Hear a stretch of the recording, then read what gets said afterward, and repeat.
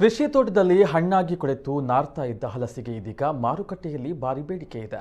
ಯಾರಿಗೂ ಬೇಡವಾಗಿದ್ದ ಹಲಸಿನಿಂದ ಇಂದು ವಿವಿಧ ಬಗೆಯ ಆಹಾರ ಪದಾರ್ಥಗಳು ಸಿದ್ಧಗೊಳ್ತಾ ಇದ್ದು, ದೇಶೀಯ ಹಾಗೂ ವಿದೇಶಿ ಮಾರುಕಟ್ಟೆಗೂ ಈ ಪದಾರ್ಥಗಳು ಲಗ್ಗೆ ಇಟ್ಟಿದೆ. ಹಲಸಿನಿಂದ ಹಲವು ಬಗೆಯ ತಿಂಡಿ ತಿನಿಸುಗಳನ್ನು ಮಾಡಲು ಅದೇ ತಳಿಯ ಹಲಸಿನ ಹಣ್ಣಿನ ಅವಶ್ಯಕತೆಯೂ ಇದೆ. ಈ ಅವಶ್ಯಕತೆಯನ್ನು ಪೂರೈಸಲೆಂದೇ ನಶಿಸಿ ಹೋಗ್ತಾ ಇದ್ದಂತಹ ನೂರಾರು ತಳಿಯ ಹಲಸಿನ ಗಿಡಗಳನ್ನು ಸಂರಕ್ಷಿಸಿ ಅಭಿವೃದ್ಧಿಪಡಿಸಿದ ಹಲಸು ಪ್ರೇಮಿಯೊಬ್ಬರು ದಕ್ಷಿಣ ಕನ್ನಡ ಜಿಲ್ಲೆಯಲ್ಲಿದ್ದಾರೆ.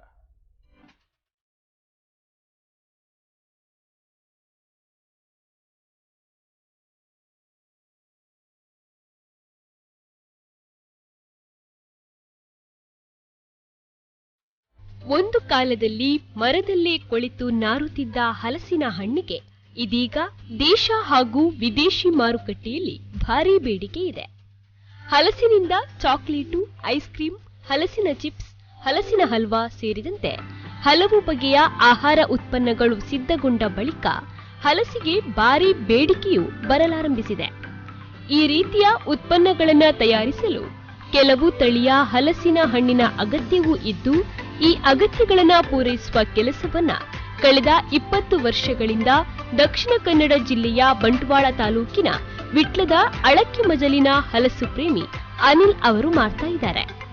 ಜಾಕ್ ಅನಿಲ್ ಎಂದೇ ಪ್ರಖ್ಯಾತರಾಗಿರುವ ಇವರು ಅಳಿದು ಹೋಗುವ ಹಂತದಲ್ಲಿದ್ದ ನೂರಾರು ತಳಿಯ ಹಲಸಿನ ಸಸಿಗಳನ್ನ ಸಂರಕ್ಷಿಸಿ ಅವುಗಳನ್ನ ಮತ್ತೆ ಅಭಿವೃದ್ಧಿಪಡಿಸುವ ಕಾರ್ಯವನ್ನ ಮಾಡ್ತಾ ಇದ್ದಾರೆ. ಜಾಕ್ ಅನಿಲ್ ನೂರಾರು ಸಂಖ್ಯೆಯ ಇಂತಹ ಹಲಸಿನ ತಳಿಗಳನ್ನ ಸಂರಕ್ಷಿಸಿದ್ದಾರಲ್ಲದೆ ಹಲಸಿನಲ್ಲಿ ವಿವಿಧ ತಳಿಯ ಗಿಡಗಳನ್ನು ಅಭಿವೃದ್ಧಿಪಡಿಸುವ ಮೂಲಕ ಹಲಸು ಬೆಳೆಗಾರರಿಗೆ ಉತ್ತಮ ಗುಣಮಟ್ಟದ ಹಲಸು ಗಿಡಗಳ ಜೊತೆಗೆ ಬೇಗನೆ ಫಲ ಕೊಡುವ ಗಿಡಗಳನ್ನು ಕೂಡ ಕಸಿ ಮಾಡಿ ಕೊಟ್ಟಿದ್ದಾರೆ. ಸ್ವೀಟ್ ಹಲಸಿನ ಹಣ್ಣು, ಮೇಣವಿಲ್ಲದ ಹಲಸಿನ ಹಣ್ಣು, ಆಲ್ ಸೀಸನಲ್ ಹಲಸಿನ ಹಣ್ಣು ಹೀಗೆ 100ಕ್ಕೂ ಮಿಕ್ಕಿದ ಜಾತಿಯ ಹಲಸಿನ ಹಣ್ಣುಗಳ ಕಲೆಕ್ಷನ್ ಇವರ ಬಳಿ ಇದ್ದು, ಹಲಸಿನ ಗಿಡ ಬೇಕಾದವರಿಗೆ ಅತ್ಯಂತ ಕಡಿಮೆ ಬೆಲೆಯಲ್ಲಿ ನೀಡುವ ಮೂಲಕ ಹಲಸಿನ ಗಿಡಗಳ ವಿವಿಧ ಜಾತಿಗಳನ್ನ ಬೆಳೆಸುವ ಪ್ರಯತ್ನವನ್ನು ನಡೆಸಿದ್ದಾರೆ. ಇವರು ಅಭಿವೃದ್ಧಿಪಡಿಸಿದ ವರ್ಷ ಪೂರ್ತಿ ಹಣ್ಣು ಕೊಡುವ ಹಲಸಿನ ಗಿಡಗಳಿಗೆ ಭಾರಿ ಡಿಮ್ಯಾಂಡ್ ಇದ್ದು, ಕೊರೋನಾ ಲಾಕ್ಡೌನ್ ಸಮಯದಲ್ಲಿ ಸುಮಾರು 50,000ಕ್ಕೂ ಮಿಕ್ಕಿದ ಗಿಡಗಳನ್ನ ಮಾರಾಟವನ್ನ ಮಾಡಿದ್ದಾರೆ.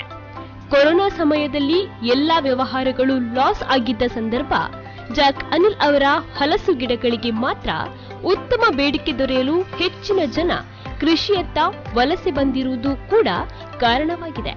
ನಮಗೆ ಖುಷಿಯಾಗಿರೋದು ಹೇಳಿದ್ರೆ ತುಂಬಾ ಮರಗಳು ಉಳಿಸಲಿಕ್ಕೆ ಆಯ್ತು. ಈಗ ತೋಟದಲ್ಲಿ ಎಲ್ಲ ಒಳ್ಳೊಳ್ಳೆ ತಳಿಗಳಿದೆ, ಅದೆಲ್ಲ ನಮಗೆ ಅಳಿದು ಹೋಗುವಂಥದ್ದು. ಇನ್ನು ಕಸಿ ಕಟ್ಟೆ ಮಾಡಿ ಹೋದ್ರೆ ಬೀಜದಲ್ಲಿ ಅದೇ ಕೊಳಿಕೆ ಬರ್ತದೆ. ಆವಾಗ ನಾವು ಅದನ್ನ ಇದೇ ತರ ಒಂದು ಕೊಡಿ ತಂದು ನಾವು ಕಸಿ ಕಟ್ಟಿದ್ರೆ ಅದೇ ತಳಿ ಉಳಿಸ್ಲಿಕ್ಕೆ ಆ ತರ ನಾವು ಸಾವಿರಾರು ಗಿಡಗಳು ನಾವು ಕಸಿ ಕಟ್ಟಿ ಕೊಟ್ಟಿದ್ದೇವೆ. ಆ ತರ. ಮತ್ತು ಇದನ್ನ ಹೇಳಿದ್ರೆ ನಮಗೆ ಒಂದು ಗಾರ್ಡನಿಗೆ ಸಹ ಆಗ್ತದೆ. ಟೆರಸ್ ಗಾರ್ಡನ್ ಬೆಳೆಸಬಹುದು. ದೊಡ್ಡ ಚಟ್ಟಿಯಲ್ಲಿ ಡ್ರಮ್ಮಲ್ಲಿ ಹಾಕಿದ್ರೆ 200 ಲೀಟರ್ ಡ್ರಮ್ಮಲ್ಲಿ ಹಾಕಿದ್ರೆ ಒಂದು 5-6 ವರ್ಷ ಅದರಲ್ಲಿ ಕಾಯಿ ಆಗ್ತದೆ. ಅದು ಇಷ್ಟು ಕಾಯಿ ಆಗಲ್ಲ, ಒಂದು ಲೆಕ್ಕಕ್ಕೆ ಒಂದು 3-4 ಕಾಯಿ ಎಲ್ಲ ಆಗ್ಬೋದು. ಮತ್ತು ಒಂದು ಟೆರಸ್ ಗಾರ್ಡನ್ ಹಲಸು ಬೆಳೆಸುವಲ್ಲ, ಹಲಸೆಲ್ಲ ದೊಡ್ಡ ಮರ ಆಗುದಲ್ಲ, ಅದಕ್ಕೆ ನಮಗೆ ಸಣ್ಣದಲ್ಲಿ ಬೆಳೆಸುವುದಲ್ಲ ಆ ತರ. ಜಾಕ್ ಅನಿಲ್ ಅವರ ಹಲಸಿನ ಹಣ್ಣು ಹಾಗೂ ಗಿಡಗಳ ಸಂರಕ್ಷಣೆ ಹಾಗೂ ಅಭಿವೃದ್ಧಿ ಕಾರ್ಯಕ್ಕೆ ರಾಜ್ಯ ಹಾಗೂ ರಾಷ್ಟ್ರ ಮಟ್ಟದ ಪ್ರಶಸ್ತಿಗಳು ದೊರೆತಿದೆ. ಜಿಕೆವಿಕೆ ಪ್ರಶಸ್ತಿ, ಜೈವಿಕ ತಂತ್ರಜ್ಞಾನ ಇಲಾಖೆ ನವದೆಹಲಿ, ಕೇರಳ ಸರ್ಕಾರ ಹೀಗೆ ಹಲವು ಇಲಾಖೆಗಳು ಇವರಿಗೆ ಗೌರವ ಪ್ರಶಸ್ತಿಗಳನ್ನ ನೀಡಿ ಸನ್ಮಾನಿಸಿದೆ.